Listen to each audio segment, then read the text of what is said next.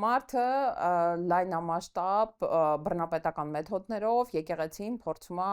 վերցնի։ Այդ շատ ակնհայտ է, հա, ասենք 4 սրբազան արդեն կալանավորված, Արշակ սրբազանի կալանքը անցյալ շաբաթ էր,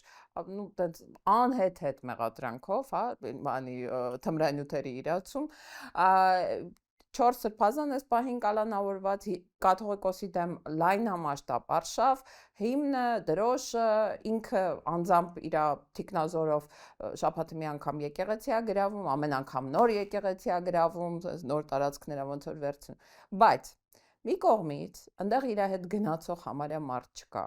ավելի շուտով որ գնում է իր հետ տարված մարդիկ են, հա, ասենք, չգիտեմ, լրագրողը մոտենում է, մի հատ գյումրեցի չկա այդքան մարդու մեջ, Գյումրիում գնացել է պատարագի, այդ գյումրեցիներն դիմացի մայթի իսկական պատարագին են մասնակցում։ Թվում է, թե եկեղեցու դեմ արշավը հանրային լայն աջակցություն չի ստացել։ Համենայն դեպս առերևույթ այդպես է թվում։ Թվում է, թե կաթողիկոսը չի վախեցել ու հրաժարական չի տալու։ Ինչի վրա է հույսը, որ մինչև 26 թվականի ընտրություններ ինքը կարողանալու է ասենց կտոր գրավելով, բայց այդ գրավելն էլ բան չի, էլի էֆեկտիվ չի, որովհետև նույն Սուրբ Սարգսում այս Կիրակի պատարագին անցկացրել, էլի Վեհապարի անունը տվել են, էլի իրենց